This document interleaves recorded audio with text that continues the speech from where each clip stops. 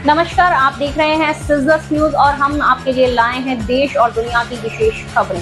तो चलिए बिना देरी किए जानते हैं आज की विशेष खबरें। 20 जनवरी 2025 को अमेरिका के राष्ट्रपति बने डोनाल्ड ट्रंप ने रविवार को अपने कार्यकाल के 6 महीने पूरे कर लिए हैं।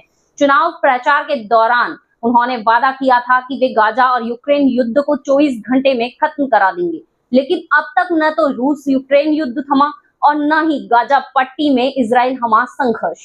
यूक्रेन में अब भी लड़ाई जारी है, जबकि गाजा में अभी तक 58,000 से ज्यादा लोग मारे जा चुके हैं।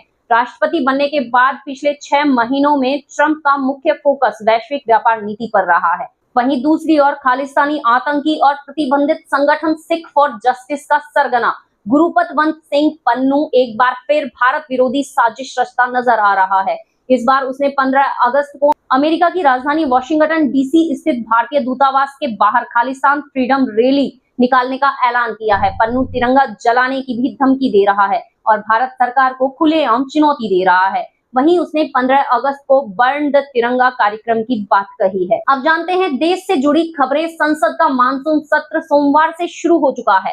सदन शुरू होने से पहले पीएम मोदी ने 10 बजे मीडिया को संबोधित किया।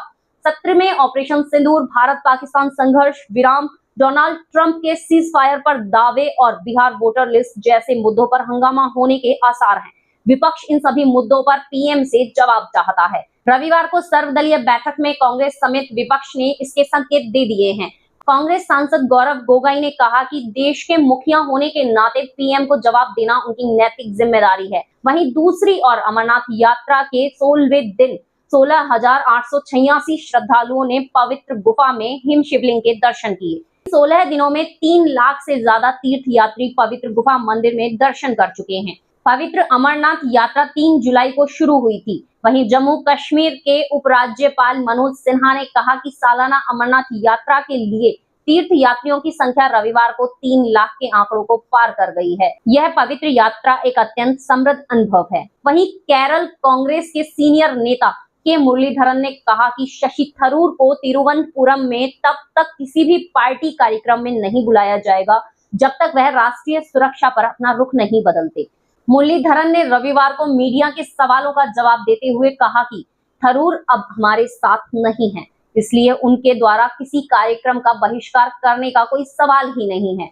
उन्होंने कहा कि कांग्रेस वर्किंग कमेटी के मेंबर थरूर को अब हम में से एक नहीं माना जाता है। पार्टी का राष्ट्रीय नेतृत्व तय करेगा कि कांग्रेस सांसद के खिलाफ क्या कार्रवाई होनी चाहिए। वहीं आज सावन का दूसरा सोमवार है। शिव मंदिरों में भक्तों की लंबी कतारें हैं। मध्य प्रदेश के उज्जैन में महाकालेश्वर मंदिर के पट रात 2:30 पर खोले गए।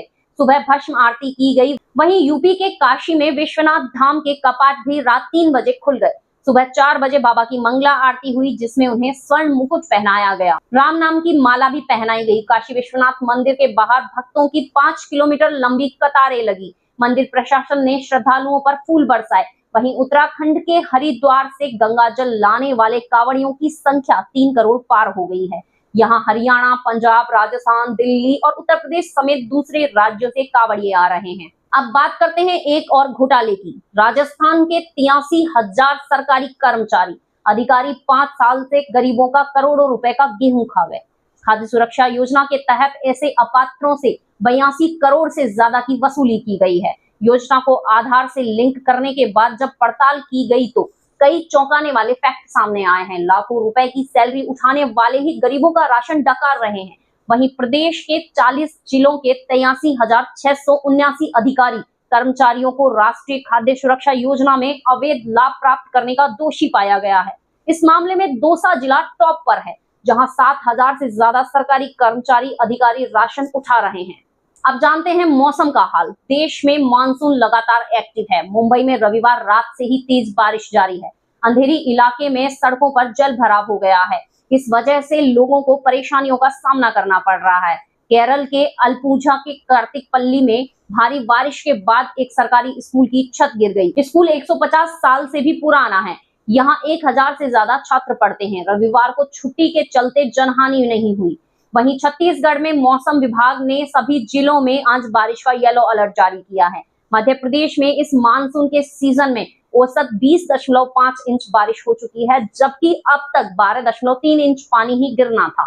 राज्य में औसत 8.2 इंच यानी 66% बारिश हो चुकी है। अब जानते हैं खेल से जुड़ी खबरें। भारतीय ग्रैंड मास्टर कोनेरू हम्पी ने जॉर्जिया के बटुमी में खेले जा रहे FIDE विमेन वर्ल्ड कप के सेमीफाइनल में पहुंच गई है। वह यहां तक का सफर तय करने वाली पहली भारतीय महिला चेस खिलाड़ी हैं। उन्होंने चीन की सोंग युक्सिन को हराकर सेमीफाइनल में अपना स्थान पक्का किया है। वहीं भारत ने badminton Asia junior mixed team championship में हांगकांग को 110 से हराकर ग्रुप डी में टॉप स्थान हासिल किया है। अब सेमीफाइनल में भारत का मुकाबला जापान से होगा। रविवार को मुकाबले में रुजुला रामू ने हांगकांग के IP सुम याहू को 11-8 से हराकर भारत को विजयी शुरुआत दिलाई है। ये थी आज की विशेष खबरें। कल फिर मिलेंगे नई और महत्वपूर्ण खबरों के साथ। तब तक के लिए देखते रहिए सिजलर्स न्यूज। वीडियो पसंद आया तो लाइक, शेयर और सब्सक्राइब जरूर करें। धन्यवाद।